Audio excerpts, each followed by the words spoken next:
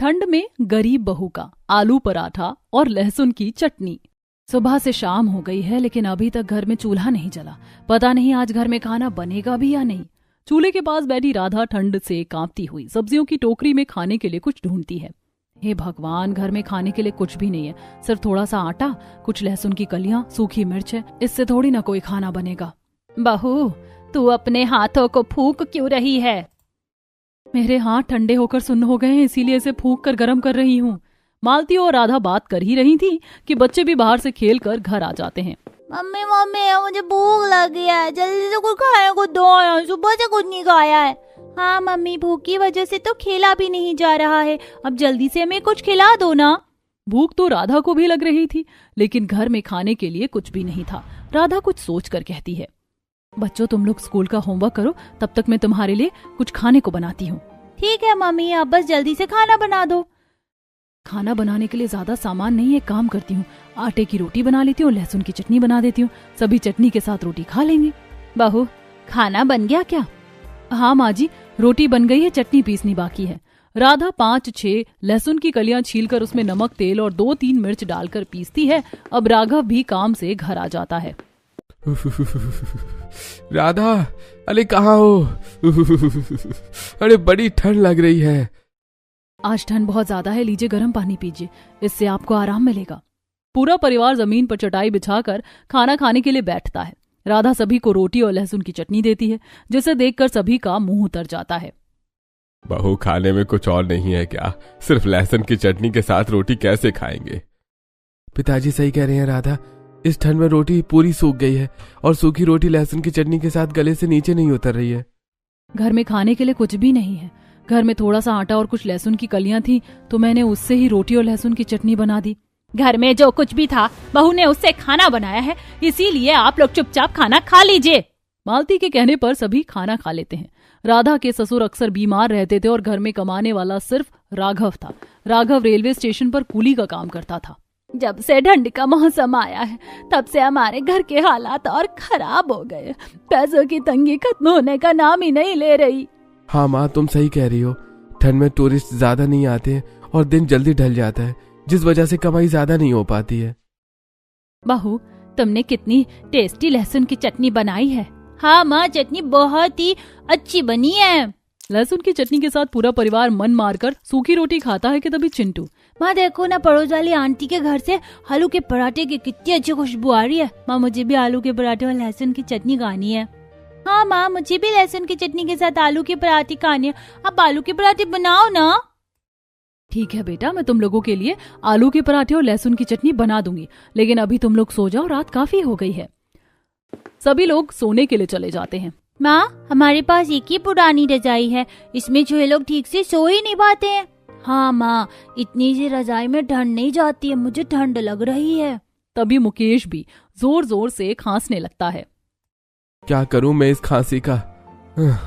ठंड इतनी ज्यादा है कि पिताजी की खांसी ठीक होने का नाम ही नहीं ले रही है। आप परेशान मत होइए, मैं जल्दी से माँ पिताजी के लिए पानी गर्म करके लाती हूँ, इससे उन्हें आराम मिलेगा। पिताजी को कई दिनों से बहुत ज्यादा खांसी हो रही है और मेरे पास इतने पैसे नहीं है कि खांसी का सिरप खरीद सकूं। राधा इतनी ठंड में आधी रात में उठकर कांपते हुए चूल्हा जलाती है और उसमें पानी गर्म करके मुकेश को पानी पीने के लिए देती है। लीजिए पिताजी, गर्म पानी पी लीजिए, इससे आपको आराम मिलेगा। राधा बेटिया, तुम मेरा कितना ध्यान रखती हो। भगवान करे तुम हमेशा खुश रहो। पानी पीने से मुझे थोड़ा आराम मिला। फिर पूरा परिवार ठंड में करवटें बदलते हुए सो जाता है। अगली सुबह राघव स्टेशन पर काम करने के लिए चला जाता है। स्टेशन पर राघव अपने दोस्त विनोद से कहता है, विनोद, देखना अगली जो ट्रेन आएगी उसमें हमें जरूर ज्यादा पैसेंजर मिलेंगे और हमारी सुबह सुबह बोनी हो जाएगी। हाँ भाई, तो सही बोल रहा है, मुझे भी ऐसे ही लगता है। जैसे ही स्टेशन पर ट्रेन आकर रुकती है, राघव पैसेंजर ढूंढने के लिए जाता है और कई लोगों से पूछता है। चाचा जी, दीजिए मैं आपका सामान उठा देता हूँ। ओ भाई साहब, दीजिए मैं आपकी लगेज उठा देता हूँ। बहन जी, दीजिए मैं आपका सामान आपकी गाड़ी तक पहुंचा देता हूँ।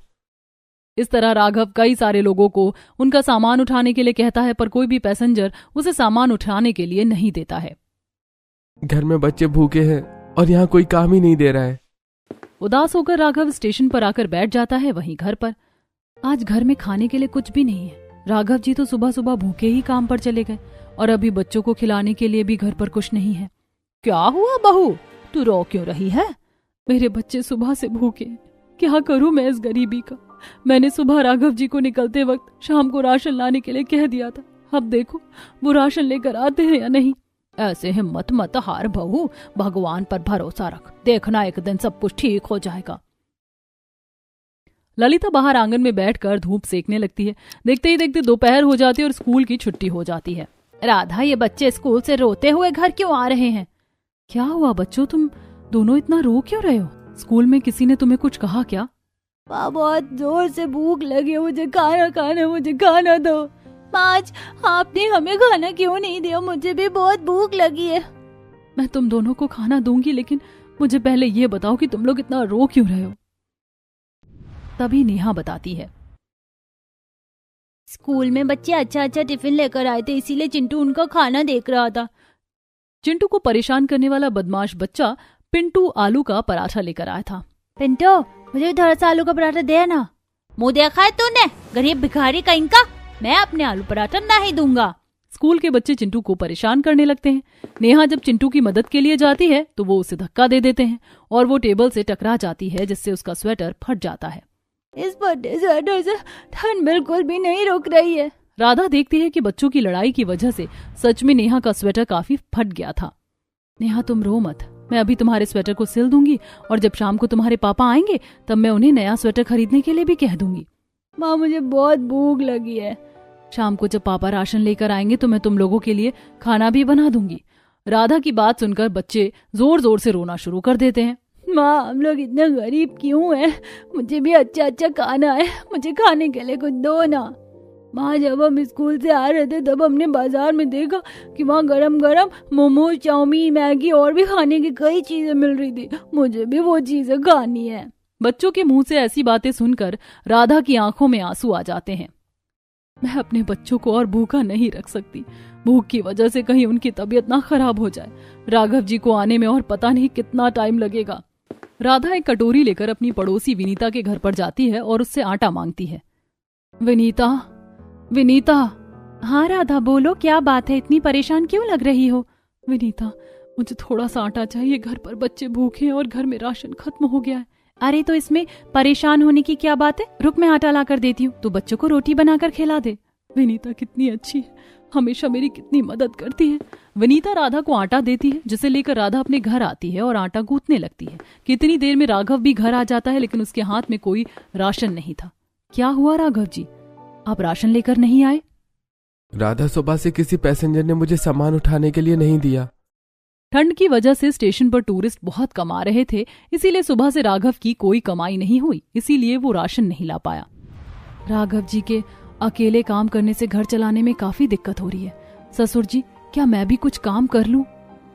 कैसी बात कर रही हो बहू, हमारे घर पर बहुएं काम नहीं करती हैं।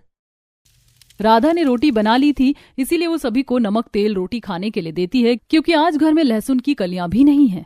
क्या माँ, नमक तेल रोटी? एक तो सुबह से कुछ खाया नहीं, अब ये नमक तेल रोटी मुझसे नहीं खाई जाएगी। हाँ बेटा, नमक तेल रोटी तो मुझे भी पसंद नहीं है। देखिए माँ जी, घर में खाने के लिए अन्न का एक दाना भी नहीं है। मैंने विनीता से मांग कर लाया है और उससे रोटी बनाई है। माँ, आटा कम होने से सिर्फ 6 रोटी बनी है, तो हम लोग इसी को खा लेते हैं। कम से कम ये भूखा रहने से अच्छा है। मालती और पूरा परिवार मन मार कर नमक तेल रोटी खाते हैं और फिर रात में ठंड में कुड़कुड़ाते हुए सो जाते हैं। कुछ दिन ऐसे ही बीतते हैं। पता नहीं और कितने दिन हम लोगों को भूखा सोना पड़ेगा। मेरे फूल से बच्चे भूख से मुरझा गए हैं। ऐसे ही एक दिन जब राघव स्टेशन पर काम कर रहा था तो दोपहर के वक्त वो देखता है कि उसका दोस्त विनोद आलू के पराठे लेकर आया है। अरे क्या बात है भाई, तेरे तो दिन फिर गए, आलू के पराठे खा रहा है। विनोद भी राघव की तरह बहुत गरीब था और उसे भी गरीबी की मार झेलनी पड़ती थी, लेकिन आज वो आलू के पराठे लाया था, इसीलिए राघव हैरान था। नहीं यार, ऐसी बात नहीं है, बात कुछ और है। वो मैं तुझे बाद में बताता हूँ लेकिन पहले तो ये आलू के पराठे खा। थैंक यू यार, लेकिन मुझे अभी भूख नहीं है। मैं ये पराठे बाद में खा लूंगा, लेकिन ये सब कैसे हुआ, तू मुझे वो बता। राघव को पता था कि उसके बच्चे काफी दिनों से आलू का पराठा खाना चाहते थे, इसीलिए वो आलू का पराठा खुद नहीं खाता है बल्कि अपने बच्चों को खिलाने के लिए रख लेता है। यार, मुझे एक जगह के बारे में पता चला है जहाँ बहुत ही सस्ते दामों पर आलू प्याज लहसुन मिलता है। क्या बात कर रहा है, सच में? हाँ यार, हमारे स्टेशन के आगे जो बेलापुर स्टेशन है ना, उस स्टेशन पे एक आदमी ताजी सब्जियों को काफी सस्ते में बेचता है। मैं वहीं से सब्जियां खरीद कर घर लेकर गया तो तेरी भाभी ने आलू का पराठा बनाया। अरे वाह, ये तो बहुत अच्छी बात बताई तूने भाई। कल से मैं भी इस आदमी के पास से सब्जियां खरीदूंगा। शाम होने पर आज राघव खुशी खुशी अपने घर जाता है और घर जाकर सभी को आलू का पराठा देता है। क्या पापा, सिर्फ एक आलू का पराठा हम सब कैसे खाएंगे? चिंटू, हम लोग एक एक निवाला खा लेंगे, कम से कम हमें आलू का पराठा टेस्ट करने को तो मिलेगा। बच्चों, राधा, कल से हमें आलू के पराठे का एक निवाला नहीं खाना पड़ेगा, बल्कि कल आप जितना चाहें उतना आलू पराठा खा सकते हैं। ऐसा क्यों बोल रहे हैं जी? कोई लॉटरी लगी है क्या, या फिर आपने आलू की खेती करनी शुरू कर दी है? अरे तुम भी ना राधा, कैसी बात करती हो? ऐसा कुछ नहीं है। मुझे मेरे दोस्त ने बताया कि बेलापुर स्टेशन पे एक आदमी बहुत ही कम दाम पर आलू प्याज और लहसुन बेचता है। क्या आप सच कह रहे हैं? अरे हाँ, कल मैं काम के बाद बेलापुर स्टेशन जाऊंगा और वहां से सब्जियां खरीद कर ले आऊंगा। फिर तुम हमारे लिए आलू के पराठे बना देना। अरे वाह, कल हम आलू के पराठे खाएंगे। मुझे तो इंतजार ही नहीं हो रहा। मामा, कल आप आलू के पराठे के साथ लहसुन की चटनी भी बनाना ना। हाँ बहू, नेहा बिल्कुल सही कह रही है। आलू के पराठे के साथ तुम्हारे हाथों की बनी लहसुन की चटनी मिल गई तो खाने का स्वाद और बढ़ जाएगा। थोड़ी देर हंसी मजाक करने के बाद सारा परिवार सोने के लिए चला जाता है। आज ठंड बहुत ज्यादा थी। माँ, मुझे बहुत ठंड लग रही है। मैं तुम दोनों को और स्वेटर पहना देती हूँ, इससे तुम्हें ठंड नहीं लगेगी। राधा ने चिंटू और नेहा को एक्स्ट्रा कपड़े पहना दिए थे, लेकिन फिर भी ठंड रुकने का नाम ही नहीं ले रही थी। अगली सुबह, ठीक है राधा, मैं चलता हूँ। आज जल्दी जल्दी काम करूंगा ताकि बेलापुर जाकर सब्जियां ला सकूं। ठीक से जाइएगा और खाना खा लीजिएगा। आज मैं इतना खुश हूँ कि साइकिल चलाने में बिल्कुल भी ठंड नहीं लग रही। थोड़ी ही देर में राघव स्टेशन पर पहुंच जाता है। जैसे ही वो स्टेशन पहुंचता है तो देखता है कि एक ट्रेन आकर रुकी है। वो जल्दी से साइकिल को साइड में रखकर पैसेंजर पकड़ने के लिए भागता है। अरे भाई साहब, दीजिए, मैं आपका सामान उठा लेता हूँ। माँ जी दीजिए, मैं आपका सामान उठा लेता हूँ। इस तरह राघव 2-3 पैसेंजर से उनका सामान उठाने के लिए पूछता है।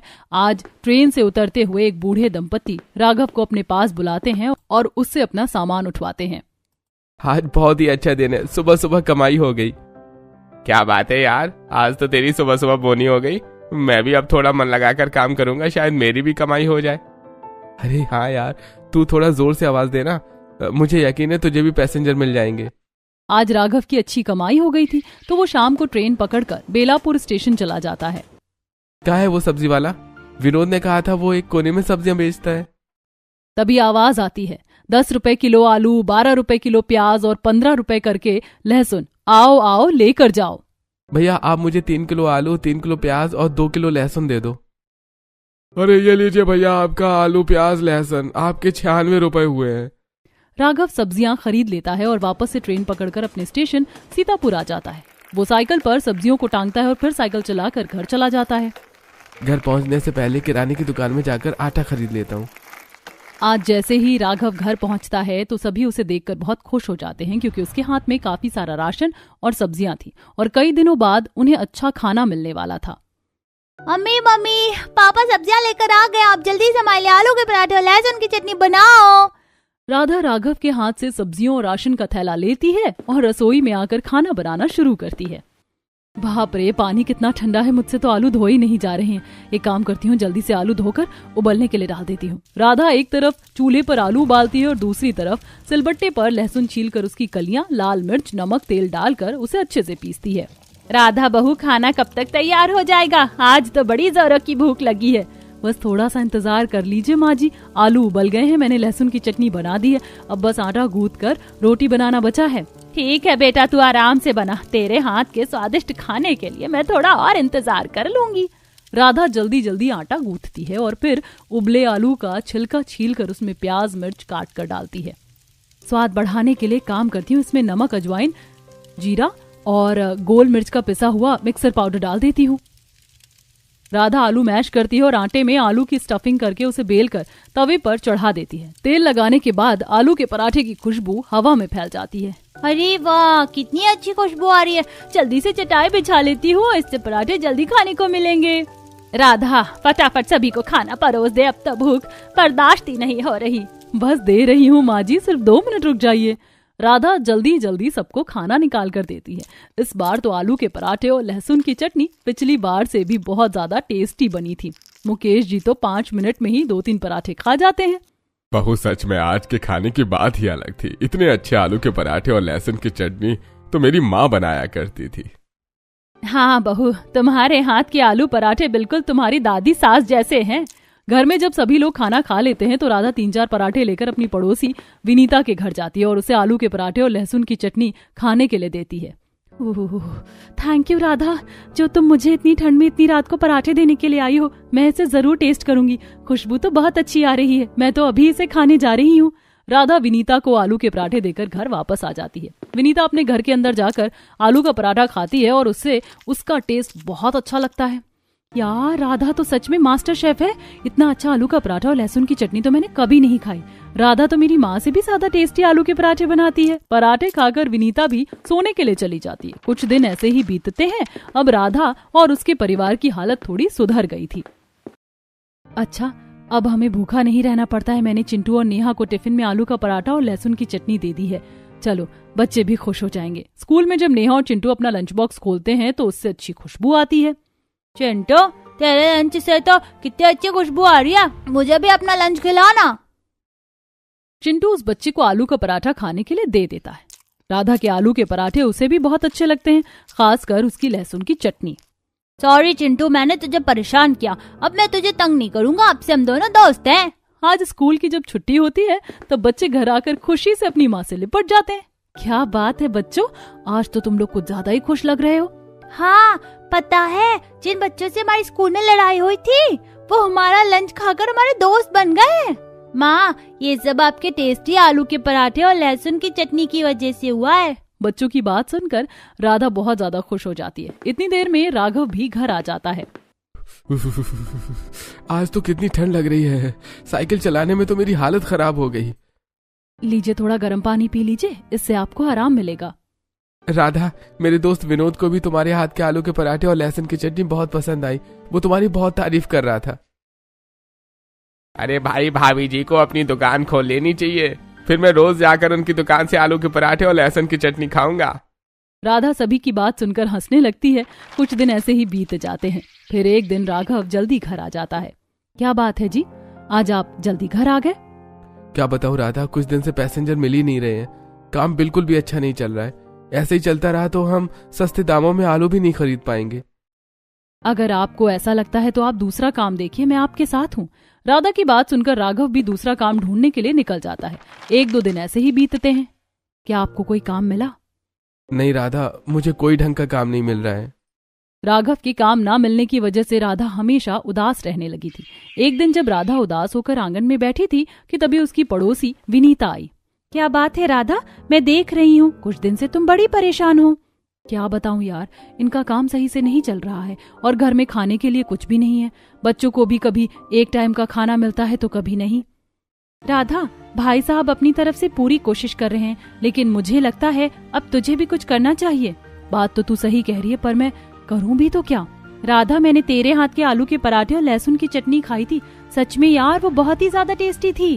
थैंक यू यार, पर तू ये सब क्यों बोल रही है? मुझे लगता है तुम्हें आलू का पराठा और लहसुन की चटनी बेचना चाहिए। मार्केट में दूसरी चीजों में कंपटीशन बहुत है, तो इसमें आलू के पराठे खूब बिकेंगे। राधा को भी विनीता का आइडिया बहुत पसंद आता है। वो अपने घर जाती है और अपने ससुर से बात करती है। इस बार तो उसके ससुर भी मान जाते हैं। राधा विनीता के घर आती है। विनीता, मेरे ससुर जी ने मुझे काम करने की परमिशन दे दी है। मुझे तुमसे मदद चाहिए। तुम मुझे कुछ पैसे उधार दे दो। जैसे ही मेरा काम चलेगा मैं तुम्हें पैसे वापस कर दूंगी। अरे ये तो बहुत अच्छी बात है, मैं तेरी मदद जरूर करूंगी। और राधा, मेरे घर के पीछे मेरे ससुर जी का एक पुराना ठेला पड़ा हुआ है, तो उसे लेकर चली जा। इस पर आलू के पराठे और लहसुन की चटनी बनाकर बेचना। राधा पैसे और ठेला लेकर घर आ जाती है। वो राघव को सब्जियां लाने के लिए बेलापुर भेज देती है और खुद ठेले को झाड़ू से साफ करने लगती है। आलू पराठा और लहसुन की चटनी का बोर्ड ठेले में कितना अच्छा लग रहा है ना। इतनी देर में राघव भी सब्जियां लेकर घर आ जाता है। मैंने गर्म पानी कर दिया है, आप जाकर पी लीजिए। राधा सब्जियां लेकर रसोई में आ जाती है कि तभी, राधा, तुम हम सभी के लिए इतनी मेहनत कर रही हो, हम भी तुम्हारी मदद करेंगे। बताओ हमें क्या करना है। राधा के परिवार वाले आलू के पराठे और लहसुन की चटनी बनाने में आज उसकी मदद कर रहे थे। राधा सिलबट्टे पर लहसुन की चटनी बनाने का सारा सामान डाल देती है और मालती चटनी पीसती है।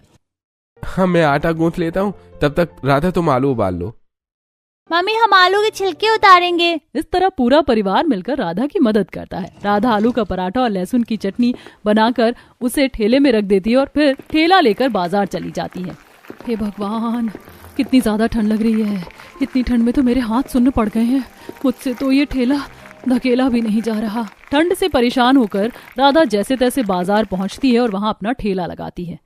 बाजार में पहले से ही कई सारे मोमोज, मैगी, इडली, डोसा के ठेले लगे हुए हैं और सब में लोगों की भीड़ जमा है। मेरे ठेले को कोई देख भी नहीं रहा है। लोग राधा के ठेले से गुजरकर मोमो खाने के लिए जा रहे थे। राधा सुबह से रात तक खड़ी रहती है लेकिन उसका कोई सामान नहीं बिकता है। राधा जब घर आती है, क्या बात है राधा, तुम इतनी उदास क्यों हो? क्या बताऊं माँ जी, मैं सुबह से रात तक बाजार में खड़ी थी लेकिन मेरे एक भी पराठे नहीं बिके। पहली बार में ऐसा होता है राधा, तुम हार मत मानो। जो पराठे आज बच गए हैं वो हम रात के खाने में खा लेंगे और तब भी अगर कुछ बच जाता है तो हम उसे पड़ोसियों में बांट देंगे। आप सही बोल रहे हैं राघव जी, इससे खाना बर्बाद भी नहीं होगा। और राधा, मुझे लगता है कि तुम्हें अपना ठेला बाजार में नहीं बल्कि स्टेशन के सामने लगाना चाहिए। हाँ बहू, बाजार में पहले से ही कंपटीशन बहुत है लेकिन स्टेशन के सामने खाने पीने की कोई भी रेडी नहीं है, जिस वजह से लोगों को अक्सर ट्रेन का सफर करने के बाद भूखे घर जाना पड़ता है। आप लोग बिल्कुल सही कह रहे हैं। सफर के बाद लोग अक्सर थक जाते हैं। ऐसे में अगर मैं स्टेशन के बाहर आलू के पराठे बेचती हूँ तो लोग मेरे पराठे जरूर खाएंगे। मैं एक काम करूंगा, कल मैं तुम्हारे साथ आलू का पराठा और लहसुन की चटनी बेचने के लिए जाऊंगा। अगले दिन राघव राधा के साथ स्टेशन पर आलू का पराठा और लहसुन की चटनी बेचने के लिए जाता है। वो जोर जोर से लोगों को आवाज देकर अपनी दुकान पर बुलाता है। आलू का पराठा, लहसुन की चटनी सिर्फ 15 रुपए में, 15 रुपए में पेट भर के खाना खाकर जाइए, घर जाइए खाकर। कुली का काम करने की वजह से राघव की आवाज पहले से ही काफी बुलंद थी, इसीलिए लोग उसकी आवाज सुनकर राधा के ठेले पर आ जाते हैं। मुझे 2 पराठे दे दीजिए। मुझे 5 पराठे पैक कर दीजिए। राधा जल्दी जल्दी उन्हें आलू का पराठा और लहसुन की चटनी खाने को देती है। आपका आलू का पराठा और लहसुन की चटनी तो बहुत ही ज्यादा टेस्टी है। लोगों को राधा के हाथ का आलू का पराठा और लहसुन की चटनी बहुत ही ज्यादा पसंद आती है। कुछ ही देर में राधा के ठेले के सामने लोगों की भीड़ जमा हो गई थी। राघव जी, आपने तो कमाल कर दिया। एक ही दिन में हमारी इतनी बिक्री हो गई, मैंने तो कभी सोचा भी नहीं था। अरे राधा, ये तुम्हारी मेहनत है जो आज हम इतने पैसे कमा रहे हैं। मैंने तो कभी इस चीज के बारे में सोचा भी नहीं था। अब हम दोनों हार नहीं मानेंगे, ऐसे ही अपना काम करते रहेंगे। राधा का बिजनेस कुछ दिनों में बहुत ही अच्छा चलने लगता है और वो काफी सारे पैसे कमा लेती है। कहाँ हमारे पास एक वक्त पर खाने के पैसे नहीं थे। अब देखो, 6 महीने के अंदर ही राधा ने स्टेशन के सामने 2 दुकानें खरीद ली हैं। एक को राधा संभालती है और दूसरी को राघव संभालता है। राधा ने काम करने के लिए कुछ लोगों को रखा हुआ था जिन्हें वो आलू पराठा बनाने के लिए इंस्ट्रक्शन देती है। भैया जी, आज आप 5 किलो आलू उबालिए। राधा की गरीबी अब खत्म हो चुकी थी और अब वो काफी अमीर हो गई थी। बच्चे अच्छे स्वेटर पहनते हैं, अच्छा खाना खाते हैं। घर पर ठंड से बचने के लिए हीटर लगे हुए थे। सबके कमरे में रजाई थी कि एक दिन, माँ नया साल आ रहा है, हमने कभी पार्टी नहीं की, घर पर पार्टी रखो ना, हमें पार्टी करनी है। बच्चों के जिद करने पर राधा नए साल पर घर पर पार्टी रख लेती है जिसमें कई सारे लोग आते हैं। राधा और उसके पति ने कितनी जल्दी तरक्की की। उनके घर के जैसे हालात थे उसमें ज्यादातर लोग हिम्मत हार जाते हैं, लेकिन राधा ने अपनी मेहनत से अपनी किस्मत बदल ली।